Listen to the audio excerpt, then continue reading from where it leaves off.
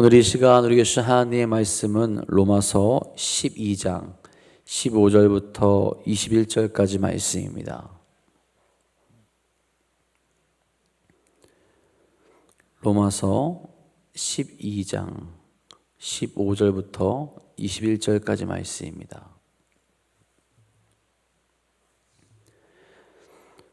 오늘 이 시간 우리에게 주신 하나님의 말씀 다 같이 한 목소리로 받들어 읽도록 하겠습니다. 즐거워하는 자들과 함께 즐거워하고 우는 자들과 함께 울라. 서로 마음을 같이하며 높은 데 마음을 두지 말고 도리어 낮은 데 처하며 스스로 지혜 있는 채 하지 말라. 아무에게도 악을 악으로 갚지 말고 모든 사람 앞에서 선한 일을 도모하라. 할 수 있거든 너희로서는 모든 사람과 더불어 화목하라. 내 사랑하는 자들아, 너희가 친히 원수를 갚지 말고 하나님이 진노하심에 맡기라. 기록되었을 때 원수 갚는 것이 내게 있으니 내가 갚으리라고 주께서 말씀하시니라. 내 원수가 줄이거든 먹이고 목마르거든 마시게 하라. 그리함으로 내가 숯불을 그 머리에 쌓아 놓으리라. 악에게 지지 말고 선으로 악을 이기라. 아멘.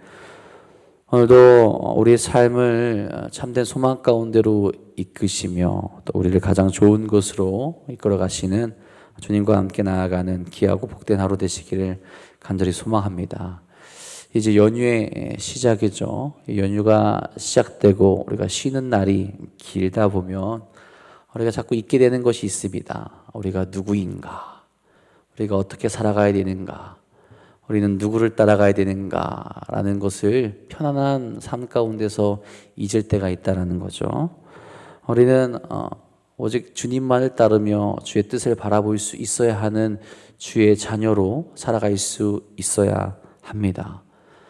다른 세상에 많은 유혹들이 우리에게 몰려올지라도 우리가 살아가는 삶의 자리에서 주의 자녀로 우리가 살아가고 있는가 돌아볼 수 있어야 되고, 또 그 삶을 통하여서 주의 영광을 나타내고 있는가 또한 우리가 날마다 돌아볼 수 있어야 합니다. 물론 세상 가운데서 주의 자녀로 살아간다라는 것은 많은 것을 이겨내고 또한 포기해야 될 때가 분명히 있습니다. 그럼에도 우리가 하나님의 자녀로 날마다 살아갈 수 있어야 하는 것은 주께서 우리에게 그 은혜를 먼저 보여주셨고 또 우리에게 그렇게 살아가라고 명령하셨기 때문입니다. 다른 길은 있지 않습니다. 오직 주님만을 바라보며 주의 자녀로 살아갈 수 있는 우리가 될 수 있어야 한다는 거죠. 그 삶의 기준은 어제도 이야기했다시피 나에게 있는 것이 아니라 하나님의 말씀에 있습니다. 그런데 그 기준대로 살아가다 보면은 세상이 이야기하는 것과는 분명히 반대로 살아가야 될 때가 있다라는 거죠. 그것의 불편함을 이겨내고 내가 고백하며 나아갈 수 있느냐, 스스로 돌아볼 수 있어야 되죠. 어떤 큰 잘못을 한 사람이 있다라고 생각해 봅시다. 세상에서는 그 사람을 멀리하고 기피할 거예요. 하지만 사랑의 공동체라고 불리는 교회 안에서 그리스도인이라고 하는 우리들은 어떻게 해야겠습니까? 똑같이 그들을 기피하고 멀리하는 것이 아니라 감싸주며 기회를 줄 수 있어야 한다라는 거죠. 우리는 오늘도 주의 자녀로 살아가는 자들입니다. 오늘도 하나님의 뜻을 따라 거룩하고 행복한 삶을, 그리고 누군가에게 그 사랑을 전할 수 있는 모습으로 나아가는 귀한 하루 되시기를 간절히 소망합니다. 오늘 그 기준을 이야기하고 그 삶을 바울이 이야기합니다. 먼저 말하는 것은 무엇이냐? 15절에 이렇게 이야기하죠. 즐거워하는 자들과 함께 즐거워하고 우는 자들과 함께 울라. 여러분, 너무 당연한 말처럼 들리죠. 그런데 이렇게 이야기하는 이유가 있습니다. 즐거워하는 자들 그리고 우는 자들과 함께하는 것 쉽지 않죠. 우리는 이렇게 행하는 것 같지만 반대로 행할 때가 많다라는 거죠. 남이 잘 되면 질투하고 남이 힘들면 속으로 안도할 때가 있습니다. 여러분, 함께 기뻐하는 것이 쉽겠습니까? 아니면 함께 슬퍼하고 우는 것이 더 쉬울까요? 기뻐하는 것이 더 쉽다라고 우리는 생각하지만 이 대상이 다르면 또 이것이 달라집니다. 만약에 대상자가 우리가 가까운 사람, 내가 사랑하는 사람이 아니라 타인이라면 어떨까요? 타인이라면, 우리가 흔히 이야기하면 잘 모르는 사람이라면, 그 잘 모르는 사람의 승리, 잘 모르는 사람의 성공에 내일처럼 기뻐하고 축하해 줄 수 있을까? 쉽지 않죠. 근데 반대로 다른 사람, 타인이 아픈 일을 당하고 슬픈 일을 당하고 혹은 재난을 갖게 되면 거기엔 우리가 쉽게 공감하며 마음 아파할 때가 있습니다. 그러니까 누군가 나와 함께하고 있지 않는 사람들 우리가 바라보고 그들에 대해서 왜 마음을 주게 될 때 기뻐하는 것보다는 슬퍼하는 것이 더 공감하기가 편하고 또 즐거워하는 것에는 그만큼의 더 큰 마음이 필요하다라는 겁니다. 바울은 믿음을 가진 사람이라면 그런 모습으로 나아갈 수 있어야 함을 이야기하죠. 기뻐할 때 같이 기뻐할 수 있고 축하할 때 같이 축하할 수 있고 또 그들이 슬퍼한다면 같이 슬퍼하고 마음을 나누는 삶, 그 삶이 우리 주님을 따르고 주님을 사랑하는 자들의 모습 가운데 있어야 한다라는 겁니다. 그만큼 큰 마음을 가지고 세상 가운데로 나아가며 주님께서 그러셨듯이 그 모습을 보이며 살아가야 한다라는 거예요. 그리스도인들이 이런 사랑의 모습을, 사랑의 마음을 가지게 될 때 교회 안에서도 하나가 될 것이고 세상도 당연히 교회를 다른 눈으로 바라보게 될 것이라는 거죠. 그 모습으로 세상을 감동하게 만드는 것이고, 이것이 예수 그리스도의 사랑의 모습이구나라는 것을 깨닫게 한다라는 거죠. 여러분, 이런 큰 마음이 우리에게 있는지 돌아볼 수 있어야 한다라는 거죠. 세상 사람들이 사랑하는 것만큼, 세상 사람들이 보여주는 것만큼 보여주는 것이 아니라 우리는 그것 이상의 사랑의 모습을 보이며 나아갈 수 있어야 한다는 겁니다. 여러분, 우리는 다른 이들의 이웃이 될 수 있어야 하는데 그 친절하고 사랑이 넘치는 이웃이 될 수 있냐라는 거죠. 그들이 이웃이 되어서 함께 기뻐하고 슬퍼하는 모습을 보일 수 있어야 한다는 겁니다. 믿음의 사람들이 살아가는 삶의 모습은 경쟁이 아니죠. 또한 누군가와 비교하는 것도 아닙니다. 모두를 사랑의 대상으로 여기며 진심으로 그들과 함께 기뻐하며 아파할 수 있어야 한다는 거죠. 여러분, 세상은 서로를 경쟁의 대상으로 봅니다. 그래서 그들의 성공을 시기하며 실패를 반길 때가 있다는 거죠. 이런 모습이 우리 믿음의 모습 가운데 있어서는 안 된다는 거예요. 세상을 닮아가서 교회 안에 그걸 가져와서 교회 안에서조차도 나와 함께하는 내 형제 자매가 성공했는데 그것을 싫어하고 그것을 시기하고 그것에 반대되는 모습을 보이는 것이 아니라 바뀔 수 있어야 된다는 거죠.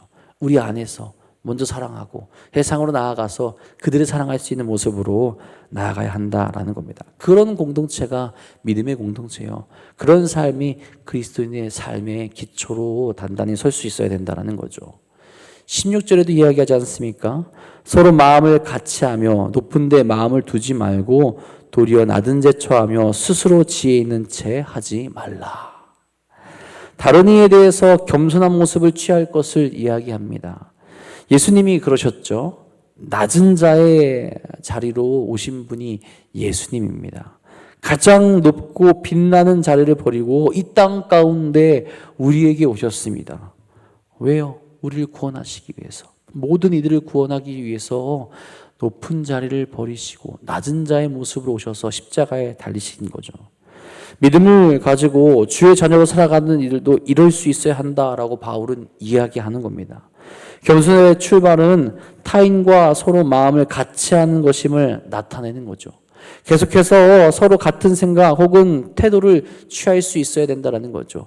내 기준으로 내 생각으로 저들을 판단하고 저들을 생각하는 것이 아니라 저들을 불쌍히 여기며 저들 가운데 함께 나아가며 저들의 마음에 공감하며 그들을 이해하려는 태도로 다가가야 그 사랑을 온전히 전할 수 있게 되는 것이고 참된 사랑의 모습으로 나아갈 수 있게 되는 것이고 그들을 위로하며 그들 가운데 주의 사랑을 보일 수 있게 된다라는 겁니다. 정말로 그 사람을 이해해야 되고요. 그들의 삶 속으로 들어가 봐야 그들에게 줄 수 있는 사랑이 무엇인지를 알고 그 사랑을 실천하게 된다는 거죠. 이것은 한편으로는 그 당시 로마 교인들에게 사회의 하층민이었던 노예를 염두에 두고 그들과 함께 할 수 있어야 된다라는 하나의 가르침이기도 합니다. 계급이 나눠져 있던 사회였고요. 그렇기에 같은 교회 안에서도 다양한 사람들이 존재했는데 그들을 어떻게 바라볼 것이며 또한 세상 가운데 복음을 전할 때 차별 없이 전할 수 있어야 되는데 그들에게 어떻게 다가갈 것인가를 가르치고 있다는 거죠. 우리가 가지게 된 삶의 자리, 지금에도 마찬가지죠. 우리가 얻게 된 이 위치 또한 재물과 같은 것은 여러분 우리의 힘으로 얻어진 것이 아니죠.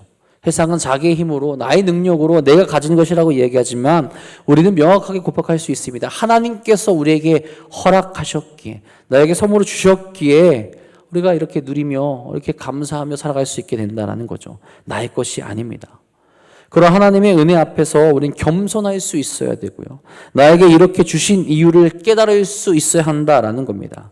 주의 영광을 위해서 살아가라는 거죠. 그러니 나 자신을 낮추고 어렵고 힘든 자들 또 우리가 찾아가야 될 자리로 나아갈 수 있어야 한다라는 겁니다. 앞에서 말한 바와 같이 예수님께서 친히 이 일의 본을 보여주셨습니다.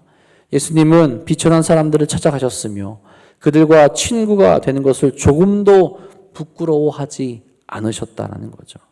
당시 유대인들은 예수님을 세리와 죄인들의 친구라고 말했지만 예수님은 그것을 오히려 반기시며 내가 죄인을 부르러 왔다라고 그렇게 이야기를 하셨죠.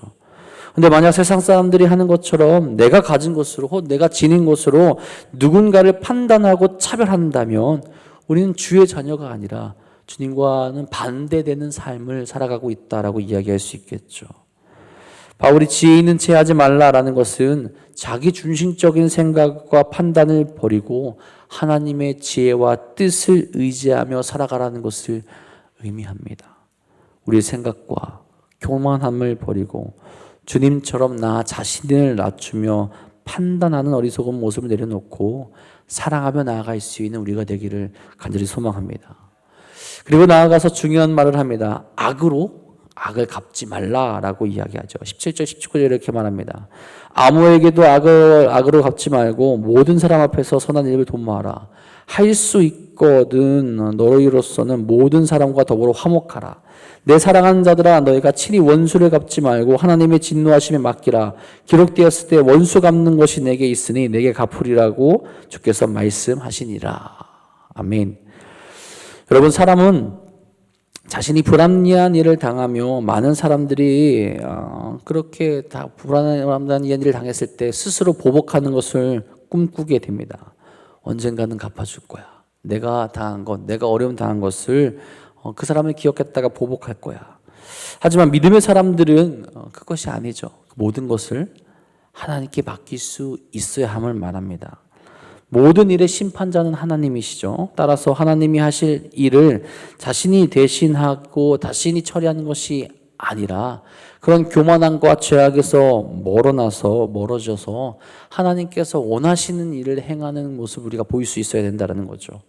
악을 악으로 갚는 것은 죄에 해당된다라는 겁니다. 그런 것이 아니라 악을 갚기 위해서 악으로 나아가 내가 악하고 죄인이 되는 것이 아니라 반대로 행할 수 있어야 된다는 거죠. 저 사람은 악으로 대했지만 나는 선으로 대하며 하나님의 자녀다운 모습을 보일 수 있어야 한다는 겁니다. 우리가 보여야 하는 모습은 분명히 세상과는 다르다라는 거죠. 악함이 우리에게 몰려올지라도 악의가 우리를 넘어뜨려 할지라도 우리는 주의 자녀로서 선한 일을 행하며 모든 사람 앞에서 하나님의 백성이라면 어떤 모습을 가지고 살아가는지를 분명히 보여줄 수 있어야 된다라는 겁니다. 또한 할 수 있거든 모든 사람과 더불어 화목하라고 하지 않습니까? 여러분 할 수 있거든이라고 말하며 이야기하는 것은 모든 관계가 다 화목하고 화평하게 이어질 수 없다라는 것을 인정하고 있기는 한 겁니다. 또 그러기 어렵기 때문에 그렇죠. 믿음을 가진 사람들에게 있어서 아무리 그들을 사랑해야 되고 그들과 함께 해야 되겠지만 넘지 말아야 할 선도 분명히 있게 되는 거죠. 그렇죠? 믿음에 있어서 또 구원에 있어서 구원의 주님께서 말씀하신 그 기준에 있어서 넘지 말아야 될 선은 분명히 있습니다. 특별히 교리가 그렇죠. 우리가 어떠한 상황에서도 다른 신을 섬기는 것이나 다른 것에 구원이 있다라는 것을 인정해서는 안 된다라는 거죠. 화평을 추구한다면 화평을 추구한다고 그것을 인정하고 그들과 함께 나아간다면 그것은 여러분 주님을 배신하는 일이 되기 때문에 그렇습니다. 그런 것이 아니라 그런 어떤 기준을 넘지 않는 선에서 주님께서 우리에게 오셔서 화목을 이끌어내시고 구원의 길로 우리를 이끌어내셨듯이 우리도 평화를 추구하며 살아가야 된다는 것을 나타내고 있다는 거죠.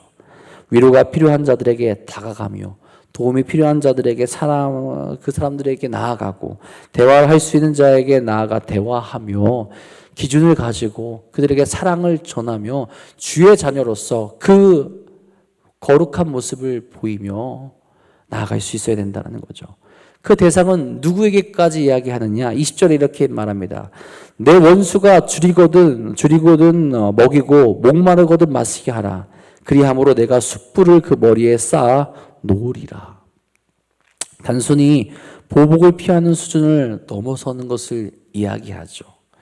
적극적으로 선을 행하라고 그렇게 이야기를 합니다. 원수가 힘들어할 때 도와주는 것은 내 감정, 내 생각, 내 판단으로는 불가능하죠. 그러나 십자가의 사랑을 붙들고 그 사랑을 경험한 자들에게는 가능하다라는 거죠. 예수님도 원수와 같은 우리를 위해서 십자가에 달리셨기 때문에 내가 십자가에 나를 못 박고 내 자아를 못 받고 내 안에 그리스도께서 살아가시게 되면 그것이 가능하다라는 겁니다. 여러분 숯불을 그 머리 위에 쌓는다라는 것은 고대 근동에서 불을 꺼뜨린 자들에게 불씨를 빌려주는 그런 행동을 나타낸다고 합니다. 그 당시 지금은 상관없겠지만 그 당시에 불씨는 굉장히 중요한 거죠. 불을 피울 때 사용하는 것이기 때문에 그렇습니다. 그것을 빌려준다라는 것은 그 사람에게 엄청난 호의를 베푼다라는 것과 같은 의미라는 거예요. 그것을 원수에게 빌려줌으로써 그 원수에 대한 나의 마음을 표현하는 것이고 그렇게 함으로써 원수의 마음을 누그러뜨리고 평안을 이루는 길로 나아가게 된다라는 것을 의미하고 있다라는 거죠. 믿음의 사람들이 친절함과 관용함으로 그들이 어려울 때 돕게 된다면 그들은 그 자신들의 행위를 돌아보게 될 것이고 또한 회개하면서 그리스도인이 될 수 있다라는 것을 한편으로 이야기하고 있다라는 겁니다. 그 일에 우리가 주의 뜻대로 나서며 주의 뜻대로 살아갈 수 있어야 한다라는 거죠. 감동시키며 그 사랑을 보이며 그 사랑으로 그들을 변화시키는 삶이 그리스도인의 삶 가운데 있어야 한다라는 겁니다. 그래서 그러면서 마지막 21절에 이렇게 말합니다. 악에게 지지 말고 선으로 악을 이기라. 아멘. 우리에게 반드시 있어야 하는 모습이죠. 신앙의 싸움은 힘의 싸움이 아니라 선과 악의 싸움입니다. 세상은 악으로 악을 맞서 싸우려고 하지만 그 결과는 파괴뿐이죠. 하지만 우리는 선으로 나아가야 한다라는 겁니다. 이 선은 하나님께서 우리에게 주신 거죠. 그럴 때 파괴가 아니라 생명으로 이끌 수 있게 된다라는 겁니다. 이것이 예수께서 십자가에서 보여주신 승리의 방식 아니겠습니까? 세상은 예수님을 십자가에서 못 박았지만 예수님은 용서와 사랑으로 보듬으시며 구원의 길로 인도하신 겁니다. 그렇게 우리가 그 승리와 그 은혜와 사랑을 보게 되고 깨닫게 되었을 때 감격하며 눈물을 흘릴 수밖에 없고 우리의 삶이 변화되는 것 아니겠습니까? 주께서 나를 위해서 저렇게 하셨기에 내가 감히 무엇이기에 내가 감히 누구이기에 주께서 저기를 가셨으며 왜 저렇게 하셨을까? 그것을 깨닫게 되는 순간 우리로는 변화할 수 없었던 나의 삶이 변하게 되는 거고 또한 그 사랑을 또한 우리를 통해서 누군가가 깨닫게 되었을 때 그들도 변할 수 있는 길로 나아가게 된다는 겁니다. 여러분 우리도 악에게 져서는 안 됩니다. 우리의 삶은 세상을 따르는 것이 아니라 주님을 명확하게 따를 수 있어야 합니다. 물론 쉽진 않은 길이겠지만 성령께서 함께 하시기에 가능한 일이죠. 오늘도 우리가 살아가는 모든 삶의 자리에서 주의 자녀로 살아갈 수 있기를 간절히 소망합니다. 내 이웃과 참으로 함께 기뻐하고 슬퍼하는 모습을 보이며 겸손하고 악을 악으로 갚지 않고 평안을 추구하며 원수를 사랑하며 악을 선으로 이기는 주님의 자녀로 살아갈 수 있는 우리 모두가 될 수 있기를 간절히 소망합니다. 이제 연휴가 시작되는데 이 연휴 가운데 그 마음으로 평안을 추구하시고 주의 사랑을 온전히 보이시는 우리 사랑하는 도남동교회 성도님들 되시기를 주님의 이름으로 간절히 축원하고 축복합니다. 기도하겠습니다. 하나님, 오늘 우리가 거룩한 주의 자녀로 살아갈 수 있기를 간절히 소망합니다.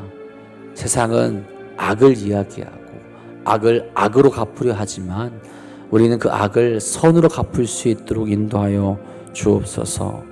다른 이들을 바라보며 그들의 삶 가운데 행복한 일이 있고 기쁜 일이 있다면 참으로 함께 기뻐할 수 있도록 인도하시고, 눈물을 흘리며 아파하는 일이 있다면 그들의 아픔에 공감하며 그들을 위로할 수 있는 길로 인도하여 주옵소서. 주의 자녀라면 주께서 그러셨듯이 사랑의 모습으로 나아갈 수 있어야 함을 우리가 이 시간 고백하게 됩니다. 그 참 사랑의 모습이 나에게 있는지, 우리에게 있는지, 우리 공동체에 있는지 돌아보게 하여 주시며 그 모습을 회복하고 거룩한 주의 자녀로 살아갈 수 있도록 인도하여 주시옵소서. 어렵고 힘든 일들, 우리를 넘어뜨리는 일들 우리 주변에 가득할지라도 주께 부르짖으며 주님만을 의지하여서 거룩한 주의 사랑을 나타낼 수 있도록 인도하시고 역사하여 주시옵소서. 오늘도 주 앞에 그렇게 기도하며 나아가게 됩니다. 사랑하는 이들의 마음과 저들의 모든 것을 붙들어 주셔서 주 앞에 흔들리지 않고 거룩한 길을 나갈 수 있도록 인도하여 주옵소서. 특별히 길고 긴 연휴가 시작되게 됩니다. 주여, 주 오고 가는 발걸음 지켜주시옵고 그 안에서도 믿음을 지키게 하여 주시며 주의 자녀로 온전히 살아갈 수 있도록 날마다 함께하여 주옵소서. 주께서 우리와 함께 하시며 거룩하고 행복한 길로 이끄실 것 믿사오며 우리 사랑하신 예수님의 이름으로 감사하며 기도합니다. 아멘.